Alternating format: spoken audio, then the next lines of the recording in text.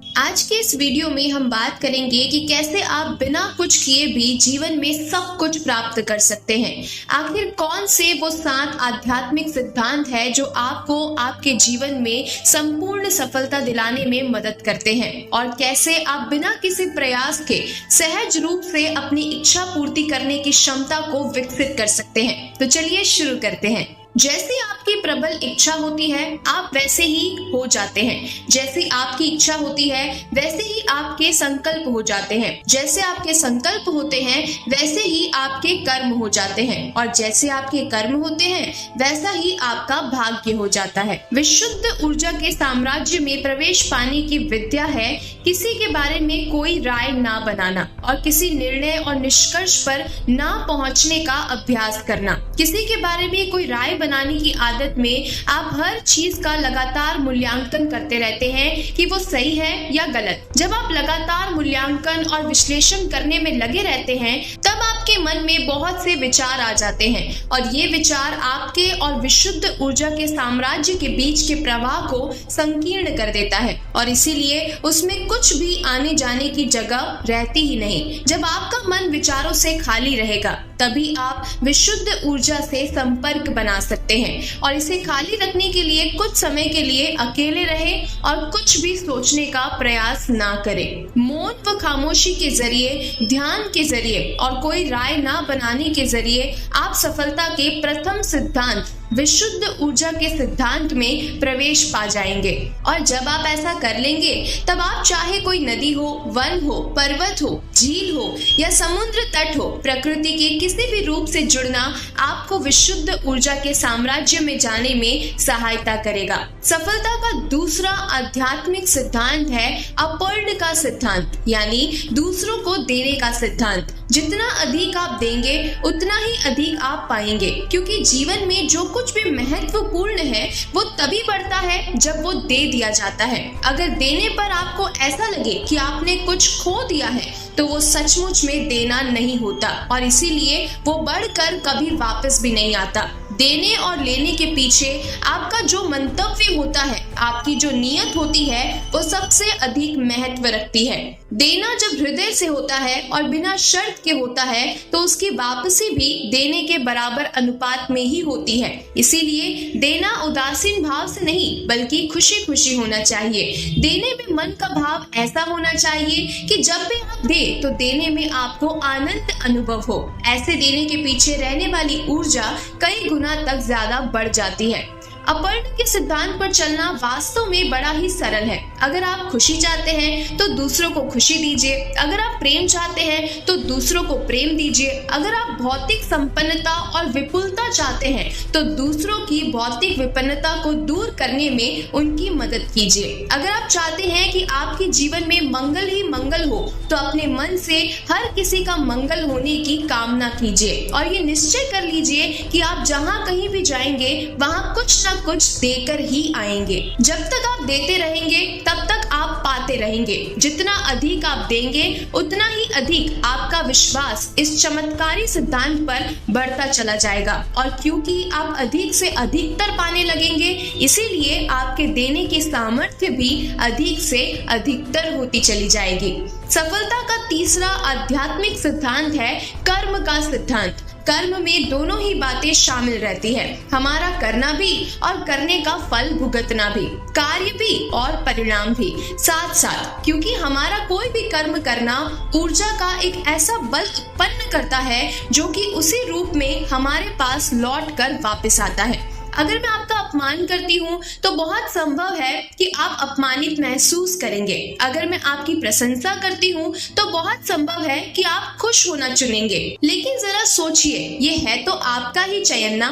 किसी प्रतिक्रिया का चयन करते समय अगर आप एक पल के लिए रुक जाएं और 2 कदम पीछे जाकर अपने उन चयन चुनावों को एक बार देख लिए जो आपने चुने हैं तो केवल इतना करने से ही आप अनजाने में की गई प्रतिक्रिया की समूची प्रक्रिया को सजग होकर देख सकते हैं। सजग होकर अपने चयन चुनाव को देखने का ये तरीका आपको बहुत शक्ति देगा। प्रकृति की ये एक बहुत रोचक व्यवस्था है कि वो आपको सही चयन करने में सहायता करती है। ये व्यवस्था आपके शरीर में संवेदना के साथ जुड़ी हुई रहती है। आपका शरीर दो प्रकार की संवेदनाएं महसूस करता है। एक संवेदना वो होती है जिसमें आप सहजता महसूस करते हैं और दूसरी वो होती है जिसमें आप असहजता महसूस करते हैं। जब आप सजग रूप से कोई कर्म करने का चयन करें, तब आप अपने शरीर पर ध्यान दीजिए और उससे पूछिए, अगर मैं ये चयन करूं तो क्या होगा। अगर आपका शरीर सहजता का संदेश भेजता है तो वो चयन सही है, लेकिन अगर आपका शरीर असहज हो जाता है और असहज होने का संदेश भेजता है तो वो चयन उचित नहीं है। सफलता का चौथा आध्यात्मिक सिद्धांत है न्यूनतम प्रयास का सिद्धांत। ये सिद्धांत इस तथ्य पर आधारित है कि प्रकृति की प्रज्ञा न्यूनतम प्रयास के साथ कार्य क्रिया करती है। कम से कम प्रयास में अधिक से अधिक उपलब्धि वाले इस सिद्धांत को कारगर करने के लिए आपको 3 काम करने हैं। पहला है स्वीकार करना। स्वीकार करने का सीधा सा अर्थ है कि आपको संकल्प करना है कि आज मैं लोगों, स्थितियों, परिस्थितियों और घटनाओं को यथावत स्वीकार करूंगा। अर्थात मैं ये स्वीकार करके चलूंगा कि प्रत्यक्ष पल वैसा ही है जैसा कि इसे होना चाहिए था, क्योंकि सारा जगत ठीक वैसा ही है जैसा कि इसे होना चाहिए था। दूसरा काम है जिम्मेदारी लेने का। जिम्मेदारी लेने का अर्थ क्या है? जिम्मेदारी लेने का अर्थ है अपनी किसी भी स्थिति का, स्वयं का भी दोष किसी दूसरे के मत्थे नहीं मढ़ना। जिम्मेदारी को स्वीकार करने का अर्थ है जो भी स्थिति है उसे यथावत स्वीकार करने की, रचनात्मक प्रतिक्रिया करने की क्षमता का आप में होना। तीसरा काम है अपना बचाव ना करना, और इसका अर्थ है कि आप अपने बचाव में, यानी अपने दृष्टिकोण के बचाव में वाद विवाद न करने के प्रति हमेशा सजग रहे। यानी आप इस बहस में पड़ना छोड़ दें कि दूसरे लोग आपके दृष्टिकोण को, आपकी बात को माने ही माने, क्योंकि लोग अपना 99% समय अपने दृष्टिकोण का, अपनी बात का बचाव करने में ही गवा देते हैं। अगर आप अपने दृष्टिकोण को, अपने ओपिनियन को, अपनी बात को सही सिद्ध करने की तलब को छोड़ दें तो वाद विवाद में गवाई जाने वाली ऊर्जा आपको किसी अन्य सार्थक सदुपयोग के लिए उपलब्ध रहेगी। ये सिद्धांत इस तथ्य पर आधारित है कि ऊर्जा और प्रज्ञा संपूर्ण प्रकृति में सर्वत्र विद्यमान रहते हैं। अपने इरादे द्वारा आप अपने सपनों व इच्छाओं को पूरा करने के लिए प्रकृति के विधानों को सचमुच आदेश दे सकते हैं, लेकिन शर्त यह है कि आप प्रकृति के अन्य विधानों का उल्लंघन ना कर रहे हो। ब्रह्मांडीय कंप्यूटर को उसकी असीम संयोजन शक्ति के साथ आप अपने लिए कार्य करने पर लगा सकते हैं। आप सर्जन के उस आधारभूत तल तक जा सकते हैं और फिर अपने इरादों को वहां जता सकते हैं, और इस प्रकार केवल अपने इरादे को जता देने भर से ब्रह्मांड के अनंत व असीम विस्तार को आप अपने लिए काम पर लगा सकते हैं। वर्तमान दरअसल संभावनाओं का एक ऐसा जीवन क्षेत्र होता है जो स्वयं को अमूर्त बल के रूप में अनुभव किया करता है। वो बल चाहे प्रकाश का हो, ऊष्मा का हो, विद्युत का हो या गुरुत्वाकर्षण का हो। ये बल ना तो भूतकाल में होता है और ना ही भविष्यकाल में। ये बल होता है तो केवल अब में, वर्तमान में। अनासक्ति का सिद्धांत। ये सिद्धांत कहता है कि इस भौतिक संसार में कुछ भी पाने के लिए आपको इसके प्रति अपनी आसक्ति को त्यागना होगा। इसका अर्थ ये नहीं है कि आप अपनी कोई इच्छा पैदा करने का इरादा करना ही छोड़ दें। आप इरादे को ना छोड़ें और इच्छा को भी ना छोड़ें, बल्कि आप फल के प्रति अपनी आसक्ति को छोड़ दें। ऐसा करना बड़ा जबरदस्त काम है। जब भी आप फल के प्रति अपनी आसक्ति को छोड़ देंगे और साथ ही अनासक्ति के साथ अपने एकाग्र इरादे को जोड़ देंगे, तब आपको वो सब कुछ मिल जाएगा जिसकी आप इच्छा करेंगे।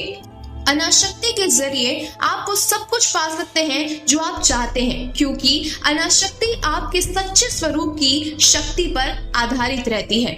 धर्म शब्द संस्कृत से लिया गया है, जिसका अर्थ है जीवन का ध्येय। धर्म का सिद्धांत कहता है कि किसी प्रयोजन को पूरा करने के लिए हमने ये शरीर धारण किया है। इस सिद्धांत के अनुसार आप में एक अद्वितीय प्रतिभा है और उसे अभिव्यक्त करने की एक अद्वितीय विद्या भी आप में है।